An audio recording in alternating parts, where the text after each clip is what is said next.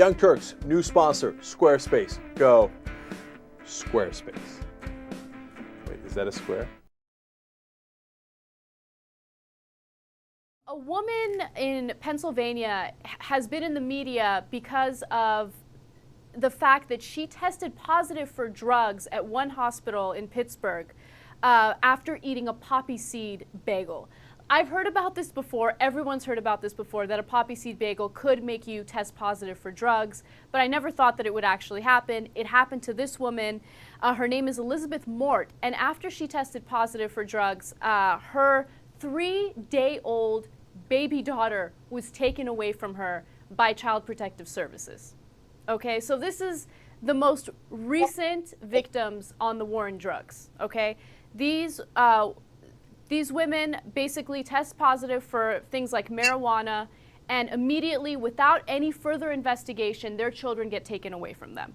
So Charles Davis with Change.org actually wrote a great blog about this, and he explained why this is able to happen. So there's a particular hospital that has a policy that tests mothers without asking them first, okay? So they test all pregnant women, they test women after they give birth. And so it's Jameson Hospital, and it has a policy of drug testing all pregnant women in its care.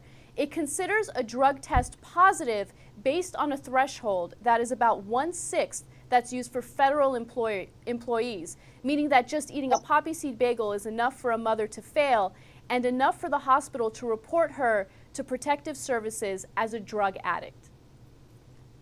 All right, this is wrong in about 18 different ways. Number one, I never believe that poppy seed bagel nonsense. Every time that happens, I think, oh, sure, I know, I was eating one too, you know? So was Snoop Dogg. I see you, right? But it turns out, man, you got to watch out for that thing. Don't eat one of those before a drug test. Right. Second of all, the most egregious by far, what are you doing testing people without letting them know? That's crazy. I don't care if they're on crack. You didn't get their permission. You can't just take people's kids away based on tests that you did when they didn't even know. I mean, you want to talk about big government? You want to talk about government in your life? We can't do this. This is crazy. And think about the consequences. Now, people are going to be reluctant to go in to do prenatal testing because they are testing you then. They're going to be reluctant to go to the hospital to deliver because they're going to test you. Another lady got caught with, because she smoked pot. Look, do I want you smoking pot while you're pregnant? No, I don't. But do I want the government to be testing you without telling you and then snatching away your kid based on that? No, that's crazy talk. Right, and Cenk, this is wrong on so many different levels because testing the women without their consent is one thing, okay? That's bad enough.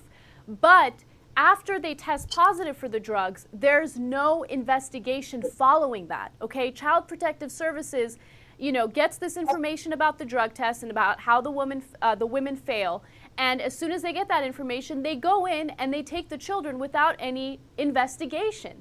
That doesn't make any sense.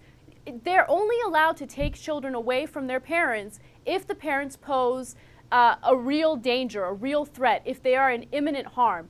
And these kids weren't. This 3-day-old infant was not in any type of harm at all. But Child Protective Services didn't know that because they didn't investigate it. And that's crazy. Now, to be a little fair, though, what if one of those poppy seeds got in the kid's eye? Did you think about that? I didn't. That's a good point, Cenk. Always thinking about all the different angles. That's cool. All right, now look, seriously, one of the women could only see her newborn every other week for an hour for the first 2 months that they were alive until they got all this stuff sorted out, okay? And I know, having just had a newborn, I mean, you take a parent away from the kid for the first 2 months, only let him see him or her every other week. That's crazy. See, in order to take a kid away, you have to have overwhelming evidence, if you ask me. You have to shoot, no, you don't understand. This lady's like main vein, crack, heroin, LSD at the same time, and she's playing hot potato with the kid. All right, you can't just willy-nilly be like, she had the wrong kind of bagel, I'm going to take the kid away. I mean, I can't begin to tell you how outrageous that is. Yeah, of course. There needs to be investigation. And look, here's the thing, okay? What's the main purpose of the drug test? What's the main purpose of coming in and taking the kids away? The purpose is to make sure that the kid is in a better, safer environment. Is the child going to be in a better, safer environment if you pull them out, tear them away from their parents, and put them into foster care? Probably not, especially if you don't do investigations to make sure that the kids are not in any type of harm. So yeah, this story is outrageous, it's crazy, and I think it's a perfect example of the knee-jerk reaction that people have in society, in the United States.